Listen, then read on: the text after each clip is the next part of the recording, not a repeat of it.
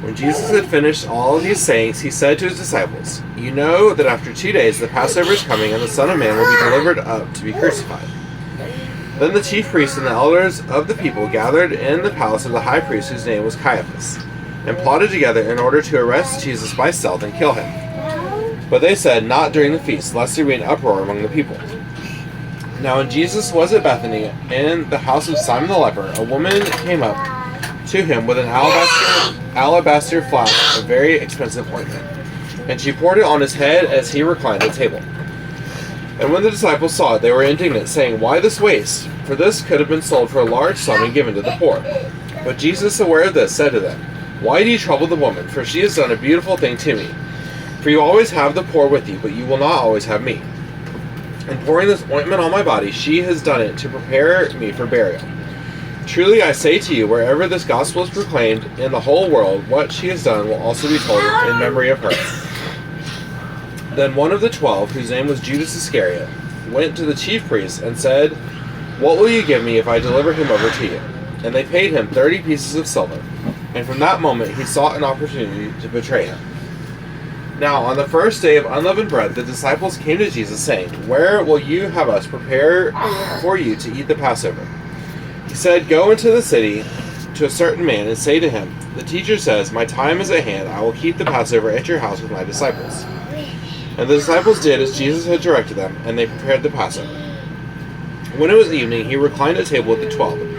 And as they were eating, he said, "Truly I say to you, one of you will betray me." And they were very sorrowful, and began to say to him one after another, "Is it I, Lord?"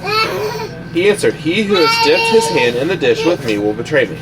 The Son of Man goes as it is written of him. But woe to that man by whom the Son of Man is betrayed.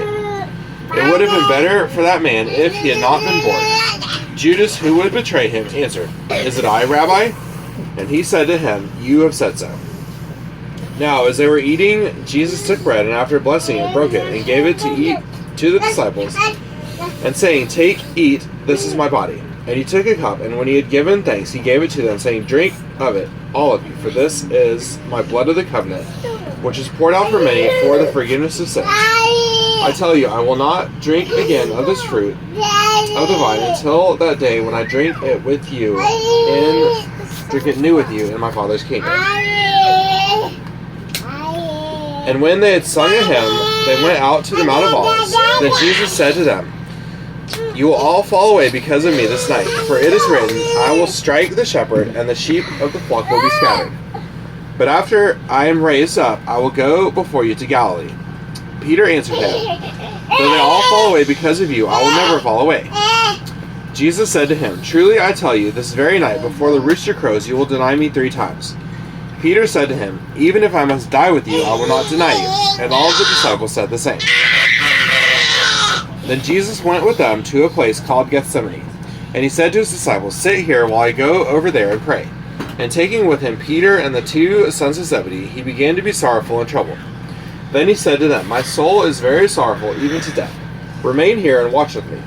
And going a little further, he fell on his face and prayed, saying, "My Father, if it be possible, let this cup pass from me. Nevertheless, not as I will, but as you will." And he came to the disciples and found them sleeping. And he said to Peter, "So, could you not watch with me 1 hour? Watch and pray that you may not enter into temptation. The spirit indeed is willing, but the flesh is weak." Again, for the second time, he went away and prayed, "My Father, if this cannot pass unless I drink it, your will be done." And again he came and found them sleeping, for their eyes were heavy. So leaving them again, he went away and prayed for the 3rd time, saying the same words again. Then he came to the disciples and said to them, "Sleep and take your rest later. See, the hour is at hand, and the Son of Man is betrayed into the hands of sinners. Rise, let us be going. See, my betrayer is at hand." While he was still speaking, Judas came, one of the 12, and with him a great crowd with swords and clubs from the chief priests and the elders of the people. Now the betrayer had given them a sign, saying, "The one I will kiss is the man. Seize him." And he came up to Jesus at once and said, "Greetings, Rabbi," and he kissed him. Jesus said to him, "Friend, do what you came to do." Then they came up and laid hands on Jesus and seized him. And behold, one of those who were with Jesus stretched out his hand and drew his sword and struck the servant of the high priest and cut off his ear. Then Jesus said to him, "Put your sword back into its place, for all who take the sword will perish by the sword. Do you think that I cannot appeal to my Father, and he will at once send me more than 12 legions of angels? But how then should the scriptures be fulfilled, that it must be so?" At that hour Jesus said to the crowds, "Have you come out as against a robber, with swords and clubs to capture me? Day after day I sat in the temple teaching, and you did not seize me. But all this has taken place that the scriptures of the prophets might be fulfilled." Then all the disciples left him and fled. Then those who had seized Jesus led him to Caiaphas the high priest, where the scribes and the elders had gathered. And Peter was following him at a distance, as far as the courtyard of the high priest, and going inside he sat with the guards to see the end. Now the chief priests and the whole council were seeking false testimony against Jesus, that they might put him to death. But they found none, though many false witnesses came forward. At last 2 came forward and said, "This man said, I am able to destroy the temple of God, and to rebuild it in 3 days." And the high priest stood up and said, "Have you no answer to make? What is it that these men testify against you?" But Jesus remained silent. And the high priest said to him, "I adjure you by the living God, tell us if you are the Christ, the Son of God." Jesus said to him, "You have said so, but I tell you, from now on you will see the Son of Man seated at the right hand of power, and coming on the clouds of heaven." Then the high priest tore his robes and said, "He has uttered blasphemy. What further witnesses do you need? You have now heard his blasphemy. What is your judgment?" They answered, "He deserves death."